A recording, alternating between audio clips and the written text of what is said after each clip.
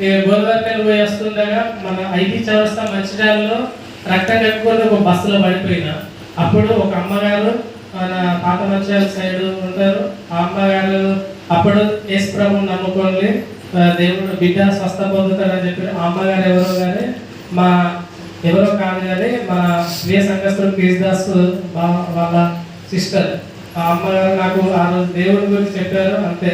అప్పుడు 2020 జనవరి 21వ తేదీన నేను కలకత్తాలో ఒక క్రైస్తవ కుటుంబం నుండి నేను దొరికాను. అప్పుడు అలాగే వాళ్ళను చేరదీసి నన్ను కాపాడారు క్రైస్తవ కుటుంబం ద్వారా. అప్పుడు నేను దేవుణ్ణి గ్రహించానండి. అలాగా అప్పుడు 2020 సంవత్సరంలోనే అక్కడ నేను స్వస్థత పొందిన దేవుణ్ణి తెలుసుకున్నా. అప్పుడు ఇంతకుముందు చెప్పినవన్నీ దేవుణ్ణి ఎరగక మునుపు. ఇప్పుడు దేవుణ్ణి తెలుసుకున్న తర్వాత 2020 సంవత్సరం మార్చి 8వ తేదీన నేను నా దేవుడు యేసయ్య అయ్యగారి చెంతకు నన్ను తీసుకొని వచ్చిండు. అప్పుడు 2020 మార్చి 8వ తేదీన ఇలాగా ఎంతో మంది నా సంఘము ఇలా ఎంతో మంచి మాటలతోటి సహవాసంతో బలపడి స్థిరపడి ఈరోజు ఇవాళ ఇక్కడ తీసుకొచ్చిన అందరూ బట్టి దేవుని స్తోత్రాలు చెల్లించుకుంటున్నా. ఇక రెండవదిగా చూసినట్లయితే నా 2022వ సంవత్సరం వాగ్దానాన్ని బట్టి నేను సువార్తను ప్రకటించిన. అయితే యోహాను సువార్త 15:16 నేను నీవు ఏర్పరచుకొని నియమించి తిని అని దేవుడు నాకు 2022 సంవత్సరం వాగ్దానం ఇచ్చినారండి. అయితే ఇప్పుడు కొన్ని ప్రశ్నలు వచ్చినాయి నాకు. ఎందుకోసం ఏర్పరచుకున్నారు, ఎందుకోసం నియమించుకున్నారు? అప్పుడు అర్థమయ్యేది కాదు. నన్నేనా, నాకేనా ఇవన్నీ అని ఎన్నో ప్రశ్నలు వచ్చాయి. అయితే దాని అర్థం ఏంటంటే దేవుడు సువార్త ప్రకటించుట కొరకే అని నాకు అనిపించింది. కానీ నేను కూడా దేవుడి కోసం ఏదైనా చేయాలి, ఎట్లా చేయాలని బాగా ఆలోచించేవాడిని. అయితే నా ప్రీవియస్ జీవితంలో నా పాత జీవితం నాకు గుర్తుకొచ్చిందండి. అయితే నేను అప్పుడు టిక్టాక్లో మళ్ళీ ఇన్స్టాగ్రామ్లో వాట్సాప్లో ఎన్నో రకాల వీడియోస్ లోకానుసారమైన వీడియోస్ చేసేవాడిని. అయితే నాకు అనిపించింది కదా ఈ వీడియోస్ని నేను దేవుడి మాటలాగా ఎందుకు మలచాను అని నాకు చాలా ఒక క్వశ్చన్ వచ్చింది. అప్పుడు నాకు ఇక నేను జనవరి 4వ తారీఖు 2022 సంవత్సరంలో జాషువా కర్రావులా అని ఒక యూట్యూబ్ ఛానల్ క్రియేట్ చేసి అదే రోజు మొదటి వాక్యాన్ని అప్లోడ్ చేశాను. అలాగా ఇంతవరకు 7 సబ్స్క్రైబర్తో మొదలైన నా ఛానల్ ఇప్పుడు 260 సబ్స్క్రైబర్తో 500 వీడియోలతోటి ఒక దగ్గర 91,000 మంది చూసి ఈ వీడియోలను. అప్పుడు అందులో కనీసం ఒక్కరైనా దేవుని రక్షణ పొంది ఉన్నారని నేను నమ్ముతున్నాను. ఎందుకంటే దేవుడు ఎందుకోసం నన్ను ఏర్పరిచినారంటే కనీసం ఈ రకంగా నేను సువార్త యూట్యూబ్లో ప్రకటిస్తున్నానని, అందుకోసమనే నాకు ఈరోజు అర్థమైన ఆ వాగ్దానాన్ని దేవుడు నా జీవితంలో నెరవేర్చాడు. ఇందులో బట్టి నేను దేవుడికి తెలియజేస్తున్నాను, కృతజ్ఞతలు వందనాలు తెలియజేస్తున్నాను. ఇక మూడవదిగా నాకంటూ ఒక స్వాస్థ్యం దేవుడు నా జీవితంలో నేను ఎన్నడూ ఊహించలేదండి. నేను ఉన్న ఊరిలోనే పుట్టిన ఊరిలోనే ఈరోజు దేవుడు నాకు ఫిబ్రవరి 14వ తారీఖు 2022వ రోజున గొప్ప స్వాస్థ్యాన్ని ఇచ్చారు. అయితే ఈ రోజుల్లో ఒక చిన్న జానేడు భూమి కూడా దొరకని ఈ రోజులలో దేవుడు ఉన్న ఊరిలోనే నాకు గుంటనన్న భూమిని కల్పించాలండి. ఎందుకు బట్టి నాకు చాలా సంతోషించాను నేను. అయితే నాకు అప్పుడు సామెతలు 8:21 నాకు గుర్తుకొచ్చింది. నన్ను ప్రేమించు వారిని ఆస్తికర్తలుగా చేయదును, వారి నిధులు నింపుదును అని దేవుడు మాట్లాడేవాడు. అవునండి, ఈరోజు నేను ఆయనను ఎంతో ప్రేమించాను కాబట్టి ఈరోజు దేవుడు నాకు ఒక ఉన్న స్వాస్థ్యాన్ని కల్పించాడు ఇవాళ. అందరూ బట్టి దేవుడికి స్తోత్రాలు చెల్లించుకుంటాను. మళ్ళీ ప్లస్ ఇంకోటి నా పుట్టినరోజు నేను నా జీవితంలో 2001 నుంచి 2010 వరకు నేను ఎవరైనా చాక్లెట్ ప్యాకెట్ కొనిస్తే పంచి పెడదామని ఆశతో చూసేటోని. కానీ ఎవరు నాకు ఆ చాక్లెట్ ప్యాకెట్ పంచి పెట్టేవాళ్ళు కాదు. ఎవరైనా చాక్లెట్ ఇస్తే చాలా అయ్యో ఇది నా బర్త్డే అని నాకు క్వశ్చన్ వచ్చేది. అయితే సేమ్ యాక్టివిటీస్ 2011 నుంచి 2019 వరకు బర్త్డే అంటే చాక్లెట్ పంచిపెట్టడం కాదు, ఫుల్ మందు తాగి ఎంజాయ్ చేయడం అని నాకు అనిపించింది 2011 నుంచి 2019 వరకు. ఇదంతా దేవునిని ఎరగక ముందు ఇదంతా. అయితే నేను దేవునిని ఎప్పుడైతే తెలుసుకున్న నమ్మిన తర్వాత కీర్తన గ్రంథం 23:4 ప్రకారం నా బ్రతుకు దినములన్నీ ఇంకా క్షేమములే అని దేవుడు నా వెంట వచనాన్ని అప్పుడు నాకు ఆ వచనం బట్టి నేను ఎంతో ధైర్యాన్ని పొందినా నేను. అయితే 2020 ఫిబ్రవరి 18వ తారీఖు మొట్టమొదటిగా ఇదే చర్చిలో సాయంకాలము ఫస్ట్ టైం కేక్ కట్ చేశాను. ఎంతో ఏడుస్తూ బాధతోటి నేను కేక్ కట్ చేశాను. ఇక్కడ అమ్మగారు అయ్యగారు ఉంటే వాళ్ళ మధ్యలో చిన్న కేక్ పెట్టి కట్ చేశాను నేను. అలాగే 2021 సంవత్సరంలో నా భార్యతో కలిసి సంఘంలోనే మీ ముందు నేను కేక్ కట్ చేశానండి. దేవుడు నాకు చాలా సంతోషాన్ని ఇచ్చిన రోజులు అవి. అలాగే 2022 సంవత్సరంలో నా లైఫ్లో ఎప్పుడు కలిగిని రీతిగా నా భార్య నాకు అసలు నా భర్తకు కూడా ఏ తక్కువ అయిపోయింది అనే రీతిలో నాకు మంచిగా భర్తడేని నాకు ఘనంగా జరిపించింది. ఇదంతా కేవలం దేవుని యొక్క ఉచితమైన కృప వలనని నేను నమ్మినానండి. అందుకోసమే అప్పుడు ఒక వాక్యం నాకు గుర్తుకొచ్చినప్పుడు సామెతల గ్రంథం 18:22 ప్రకారము భార్య దొరికిన వారికి మేలు కలిగినది. అవును, ఈరోజు నా భార్య దొరకడం వల్ల నాకు ఒక మేలు కలిగినది. ఈ కేవలం దేవుడి దయచేసి ఒక బహుమానం అని నేను నమ్మిన.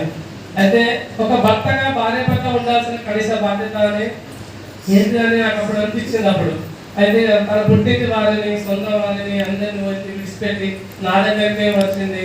అప్పుడు మరి నేను ఏం చేయాలని ఎన్నో క్వశ్చన్లు, నాకేం చేయలేదు ఎందుకంటే నేను అన్ని నుండి వచ్చాను కాబట్టి. అయితే మరి ఎట్లా అంటే దేవుడికి చాలా చాలా అంటే మొదలు పెట్టుకున్నా. అప్పుడు నా భార్య పట్ల నేను సహనం, ఓర్పు, ప్రేమను కలిగి ఉండాలని బాగా దేవుడికి ప్రార్థన చేసిన, ప్రేయర్ చేసిన. అప్పుడు ఏంటంటే ఇవన్నీ నేను నేర్చుకున్నాను. గుణవతి అయిన భార్య దొరకకుండా అరుదు, అట్టి ముత్యం కంటే అమూల్యమైనది అన్నారు. అప్పుడు అయ్యగారికి మాట్లాడి ఎప్పటికీ చెప్తా ఉండేవాడు. అవును, ఆ మాటలు నేను గ్రహించుకొని ఓర్పుతో సహనంతో ఎంతో నేను తగ్గి నా భార్య పట్ల నాకు ఒక బాధ్యత ఉన్నది అని గుర్తించిన. అదంతా దేవుని ఒక గొప్ప కృప వల్ల అదంతా. అసలు ఆ తర్వాత 7వ టాపిక్ అసలు ఎవరి మీద ఆధారపడాలి అది నాకు ఒకటి అనిపించింది. అప్పుడు మాకు పాప పుట్టిన రోజు నుండి అంటే ఆగస్టు 18, 2022 రోజు పాప పుట్టిందండి. అయితే అప్పటి నుంచి 25వ తారీఖు ఒక వారం రోజులు ఎన్నో కష్టాలు పడ్డా. మా పాపకు ఆరోగ్యం బాగలేదు, మా అత్తమ్మనేమో షుగర్ పేషెంట్, మా భార్యకు పెద్ద ఆపరేషన్, నాకేమో కాలుకు దెబ్బ తగిలి వాపుతోటే నేనున్నా. ఎవరు అంటే ఎవరు నా చెంత లేనప్పుడు నాకు ఎవరు ఒక మనిషి కూడా సహాయం లేదండి నాకు. అదే మరి ఏం చేయాలి దేవుడా అంటే నేను హాస్పిటల్లోనే ఉన్నా. కానీ అప్పుడు హాస్పిటల్ నా పక్క బెడ్ వాళ్ళే కరోనా పేషెంట్. నా మమ్మల్ని ఒక యాక్సిడెంట్ వాళ్ళ ఒక్కల వార్డులో మమ్మల్ని వేస్తారు. ఎప్పుడు చూసే ఇన్ఫెక్షన్స్ చాలా బాధ అనిపించింది. ఆమె ఏడుస్తుంది. ఇక నేను ఏం చేయాలని మొదలుపెట్టుకున్నా అప్పుడు దేవునికి. అప్పుడు ఒకటే వాక్యం గుర్తుకొచ్చిందండి. అప్పుడు కీర్తనల 118, 8-9 మనుషులను నమ్ముట కంటే యెహోవాను ఆశ్రయించడం మేలు, రాజులను నమ్ముకునుట కంటే యెహోవాను ఆశ్రయించడం మేలు అని. నిజం, ఈ వాక్యం నాకు చాలా అంటే చాలా ధైర్యాన్ని ఇచ్చింది. నాకు ఎవరున్నా లేకున్నా పర్వాలేదు, నాకు నా దేవుడు ఉన్నాడని నాకు చాలా ధైర్యాన్ని ఇచ్చింది. అప్పుడు అర్థమైంది అసలు ఎవరి మీద ఆధారపడాలి. అవును, నా తండ్రి నా యేసయ్య మీద ఆధారపడాలని నాకు అప్పుడు అర్థమైంది. అప్పుడు నాకు కరీంనగర్కు తీసుకువెళ్ళు అన్న డాక్టర్, మా పాప ఆరోగ్యం బాగలేదన్న డాక్టర్సే మీ పాప ఆరోగ్యం చాలా బాగుంది, ఇక్కడే నయమైంది అని అన్నారు. అట్లనే ఆమెకు పెద్ద ఆపరేషన్ అయితే కుట్లు మానే అని అన్న డాక్టర్స్, అందరికంటే ఇంత తొందరగా కుట్లు మానే మీరు చాలా అదృష్టవంతులు. నాకు అట్లా చాలా సంతోషం అనిపించింది. అట్లా ఎంతో యాక్సిడెంట్ల జోన్లో మేము ఉన్నాం కానీ, కరోనా జోన్లో ఉన్నా కానీ ఎలాంటి ఇన్ఫెక్షన్ కలగకుండా దేవుడు మమ్మల్ని సురక్షితంగా ఇంటికి చేసినాడు అండి. ఇందును బట్టి నేను దేవునికి స్తోత్రం చెల్లించుకుంటున్నాను. అయితే కుటుంబాన్ని ఎలా పోషించాలి అని నెక్స్ట్గా నేను అనుకున్నా. ఆ తర్వాత అయితే నేను ప్రతిసారి ఒక ప్రార్థన చేసుకునేవాడిని. అయ్యో దేవుడా, ఈ రోజుల్లో మరి 8,000, 9,000 జీతానికి మరి ఎట్లా పోషించాలి కుటుంబాన్ని. నేను ఇవాళ వాళ్ళు అంటాను కదా, 20,000 జీతం ఉంటే మంచిగా నార్మల్గా బతకచ్చు అని అంటానని. అయితే నేను దేవుని నమ్మిన కలిసి అదే ప్రార్థన చేసుకుంటుండేటోని. కానీ తగిన సమయం అన్నట్టుగా దేవుడు అంతకుముందు ఎన్నో జాబ్లకు అప్లై చేసిన ఒక్క జాబ్ కూడా నాకు రాలేదు. అయితే ఇక ఆ తర్వాత పాప పుట్టిన వెంటనే ఒక ప్రైవేట్ జాబ్ నుంచి ఆఫర్ వచ్చింది. వాళ్ళందరూ 18,000 ఇస్తా ప్లస్ తిండి పెడతా అన్నారు. చాలా సంతోషించాను. ఇక భార్య పిల్లలు అందరూ వదిలిపెట్టి నేను బల్లాషకు వెళ్ళిపోయాను జాబ్ ఆఫర్ మీద. అక్కడికి వెళ్ళిన తర్వాత వాళ్ళు అన్నారు కదా 20,000 జీతం అని అన్నారు. వాళ్ళు అప్పుడు నాకు అనిపించింది ఏదైనా ప్రీవియస్ ఒక సంవత్సరం కిందట నేను ప్రార్థన చేసుకున్నాను, దేవుడు అయ్యాల రోజుల్లో కనీసం 20,000 జీతం ఉంటే బాగుండదు కదా అని ప్రార్థన చేసుకున్నా. తగిన సమయం వచ్చింది, దేవుడు నా ప్రార్థనను ఆలకించిండు. అదే 20,000 జీతం ఈ రోజు ప్రతి నెల అకౌంట్ నాకు పడుతుంది. నేను సంతోషంగా నా కుటుంబాన్ని పోషిస్తున్నా. అదే ఇంకా సంతోషంగా నా దేవుడికి నేను నా దశమ భాగాన్ని ఇస్తాను. నేను అందరూ బట్టి నేను దేవుడికి స్తోత్రం చెల్లించుకుంటున్నా. అయితే ఇంతవరకు పాపకు పేరు పెట్టే కార్యక్రమం, అయితే పాపకు పేరు పెట్టే కార్యక్రమం దేవుడు ఇచ్చిన బహుమానంలో మనకు ముఖ్య ఘట్టం నా జీవితంలో. అయితే పాప జననం అనేది, పాప యొక్క నామకరణ సమయంలో నా యేసయ్య నాకు చాలా అంటే చాలా హెల్ప్ చేశాడు. అప్పుడు ఏమైనా కీర్తనల గ్రంథం 146:9 ఆయన ఇలా సెలవిచ్చిండు, ఆయన తన తండ్రి లేని వారిని విరోధాలను ఆదరించేవాడు, భక్తి హీనులను మార్గములు ఆయన వంకర మార్గంలో చేయడు. నిజమే, మాకు తండ్రి లేడు, మా అత్తమ్మకు ఆయన భర్త లేరు, అయినా కానీ మరి ఎట్లా అని మరి ఒక ఉన్నతను చాలా ఆయన భక్తిహీనుడు, ఎన్నో వంకర మార్గంలో పెట్టేవాడు ఆయన. మరి ఈ యొక్క వాక్యము దేవుడు మమ్మల్ని ఒక ఉన్నత దారి తెరిచింది అన్నట్టు. అప్పుడు నిజమే, ఇంతవరకు మా వంశంలోనే ఎవరు ఊహించలేనంతగా కార్యక్రమం జరిపించారు. పాపకి ఉన్నతంగా ఉండాలని, పాపకి ప్రశస్త అనే ఒక ఉన్నతమైన పేరు పెట్టడం జరిగిందండి. ఇదంతా కేవలం నా యేసయ్యని నమ్ముకున్న నా తండ్రి దేవుడు దయవలనని నేను ఈరోజు సిగ్గుపడకుండా చెప్తాను. ఎందుకంటే చాలా మంది అంటారు ఈరోజు, అయ్యో నీ దేవుడు ఎవరంటే అయ్యో యేసయ్య చెప్పుకోను అని సిగ్గుపడదు. కానీ ఈరోజు నేను నా జీవితంగా సజీవంగా ఉన్నానంటే నా యేసయ్య కారణం అని నేను ధైర్యంగా చెప్పుకుంటాను. ఇక నా సాక్ష్య జీవితం, నా సాక్ష్య జీవితం అంటే ఈరోజు నేను ఇంతవరకు ఎంతో మంది సాక్ష్యాలు విన్నానండి. కానీ నా ముందే నా సాక్ష్యాన్ని నేను వినడం గొప్ప ఆశ్చర్యకరమైన అనుభూతి వచ్చింది. అది దేవుడు ప్రేరణ ద్వారా మన ప్రియ సంఘస్థుడు సహోదరుడు మత్తయ్య అన్న గారి నోట దేవుడు నా సాక్ష్యాన్ని నేనే వినేలాగా ఆ యొక్క అద్భుతమైన సన్నివేశాన్ని దేవుడు నాకు కల్పించాడు. నేను ఇంతవరకు దేవుడిని అసలు ఎంత పొగిడే ఎంత స్తుతించినా తక్కువే. అందరూ బట్టి నేను దేవుడికి స్తోత్రాలు చెల్లించుకుంటున్నాను. అయితే మేలులు ఆత్మీయ మేలులు, ఈ మేలులు ఆత్మీయ మేలులు అంటే మరి ముఖ్యంగా దేవుడు ఇంతవరకు చేసిన మేలులు ఆత్మీయ మేలులు ఏమంటే, దేవుడు ఆయన ప్రభువుల ప్రభువుడు నా యేసునాథుడు ఈరోజు ఆహారాన్ని ఇస్తున్నాడు, మరి వస్త్రాలను ఇస్తున్నాడు, గృహాన్ని ఇస్తున్నాడు, తల్లిదండ్రులను కుటుంబ సభ్యులను ఆరోగ్యాన్ని ఆయుష్ను కాపుదలను ఉద్యోగాన్ని ఆస్తిని వాహనాన్ని కృపను విశ్వాసమును రక్షణను బైబిల్ను సంఘాన్ని ఆత్మీయ తల్లిదండ్రులను బట్టి ఈరోజు నేను ఆయనకు సదా కృతజ్ఞుడిగా ఉన్నాను. నా యేసయ్యకు నేను స్తోత్రాలు చెల్లించుకుంటాను. అయితే మరి ముఖ్యంగా దేవుడు మరి నాకు తోడుగా ఉండడానికి నాకు అర్థం చేసుకునే నా సతీమణి దేవుడు ఇచ్చాడు. ఇందులో బట్టి దేవుడికి వందనాలు తెలియజేస్తున్నాను. మరి ముఖ్యంగా నేను ఒక 3 మాటలు చెప్పి నా యొక్క సాక్ష్యాన్ని ముగిస్తానండి. ఈ రోజు నేను మీ ముందు ఇలాగ నిలబడ్డానంటే దానికి 3 రీజన్స్, కారణాలు ఉన్నాయంటే అవి నాకు ఆయుధాలు కూడా. అవి ఏంటంటే నేను ఇలా ఉండడానికి 3 ఆయుధాలు ఉన్నాయి. ఒకటి ఏంటంటే మందిర సేవ. నిజమంటే ప్రతి ఇంట్లో చీపురు ఉంటుంది. నేను సిగ్గుపడకుండా దేవుడి మందిరంలో నేను చీపురు పట్టి వంగబడి ఊడుకోవడం ద్వారా నేను ఈరోజు ఈ స్టేజ్లో మీ ముందు ఉండగలిగినానండి. ఎందుకనంటే ఎవరైతే సిగ్గుపడకుండా మందిర సేవ చేస్తూ ఉంటారో వాళ్ళ తగ్గింపు తత్వం అనే గుణము దేవుడు ఇస్తాడు. ఈరోజు నాకు నేను తగ్గింపు ఎక్కడికి వెళ్ళినా కానీ నాకు అది అలవాటు అయిపోయింది. నేను తగ్గింపు తత్వం అనుకున్నాను, ఎందుకంటే నేను దేవుడు మందిర సేవ చేసుకున్నాను కాబట్టి. అలాగే నెక్స్ట్ 2వ ఆయుధం దశమ భాగం.